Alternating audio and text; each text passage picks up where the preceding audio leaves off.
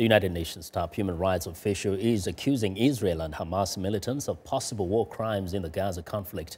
Navi Pillay says that Israel has attacked homes, schools, hospitals, and she condemned Hamas for firing rockets indiscriminately into Israel and for using UN areas as a weapons depot. Amid reports, or rather efforts by both sides to find common ground for a ceasefire, Israeli Prime Minister Benjamin Netanyahu says his country's forces will destroy a network of cross-border militant tunnels with or without a ceasefire. An eyewitness in a northern Gaza town says a mosque was among the targets hit Thursday. We heard a loud explosion. We thought that it hit the school, but they were targeting the water tanks of a mosque. We ran away. All the glass was shattered on the ground, and lots of people were injured and were taken to Kamal Adwan and Shifa hospitals. Well, during the conflict, more than 1,300 people in the Palestinian territory have died since July the 8th. 56 Israeli soldiers and 3 civilians have also died. Well, as each side in this conflict digs in, many are asking, when will all this end and what needs to happen to ensure a future of peace between Israelis and Palestinians? To get some perspectives, I'm joined by Nisreen Zakut, a Palestinian youth from Gaza. And also in the studio is Asi Garbaz, an Israeli youth from Kibbutz Belech. Both are in Washington on a special program called New Story Leadership for the Middle East. The program brought to Washington 5 Palestinians and 5 Israelis for 2 months to work at the Capital Dialogue and create projects for change. Welcome to Africa 54, both of you. Thank you very much. Now, first, if I start with you, Nisreen, you know, definitely must be breaking your heart to see what's happening in Gaza. Of course. Yeah. I have family there and I'm from there. And each day I have to live through the fact that I can't contact my family. I haven't. The last time I spoke to them is 3 days ago because there's no electricity, there's no power, the tower services for cell phones are down. And it's just the situation there is ridiculous and it has to end. Yes.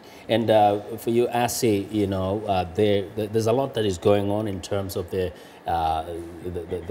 accusations and counter-accusations, but as far as you're concerned, what do you think right now is really at the root cause of this, of the inability to talk lasting ceasefire?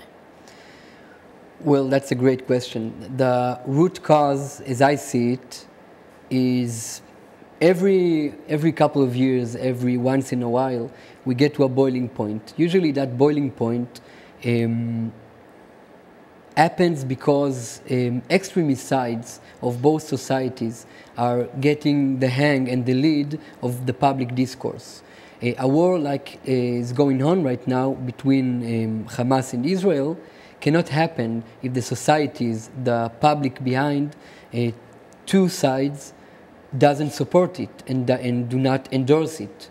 Neither the Hamas and neither the Israeli army can really go in such a long-term operation without having the public behind it. And indeed, we've had, for example, that Prime Minister Benjamin Netanyahu is getting a lot of support now from the civilians in Israel. But Nisreen, sometimes people don't know how to separate, for example, the Palestinian Authority and the Hamas movement. So what is it that people need to know in terms of the two? Well, the thing about Hamas and the PLO, they're pretty different. Hamas is now governing Gaza and the PA is governing the West Bank.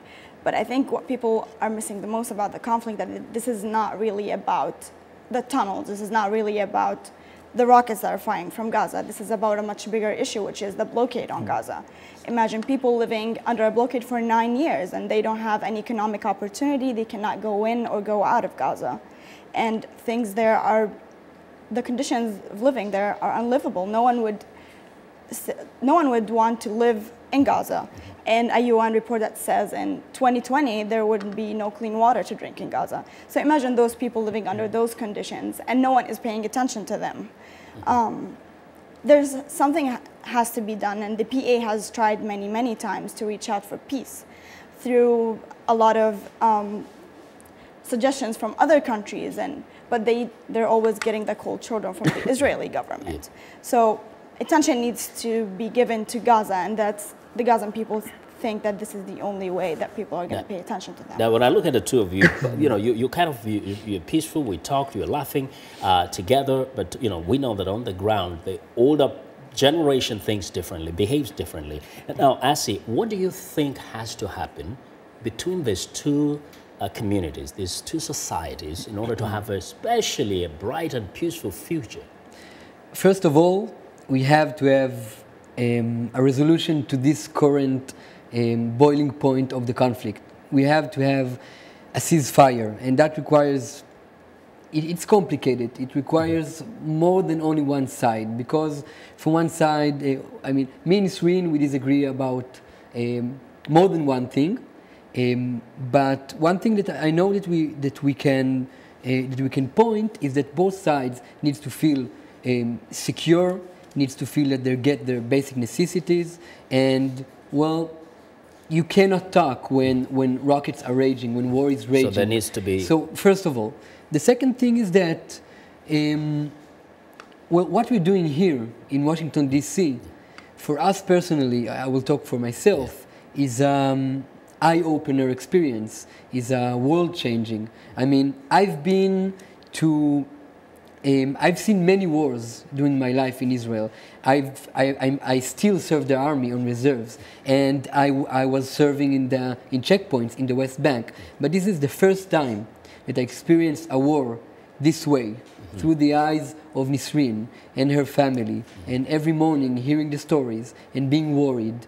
And that is something, war should get personal. That's how I see it, for everybody, not for... Yeah. So that's something really amazing to say, that you've come almost to understand the conflict here in Washington through the eyes of Nisreen. Tell me, as younger people, as a younger generation, do you see the possibility of your generation influencing how things are going to be between your two communities and the future of those two communities? Nisreen? I'm going to speak for the Palestinian youth as a representative, or I should just speak for myself, because the Palestinians have a very large spectrum of political opinions. But for me, for this even to move forward just a little bit, at least Palestinians have to have basic human rights. The siege on Gaza have to be lifted. And people just need to recognize our existence as their neighbors and take on everything, every peace initiative that we try to initiate. That's first of all. And second of all, even in the West Bank and in Gaza, there's a lot of international law violations that are happening within the Israeli government is committing. Like the wall, for example, it's declared illegal by international law.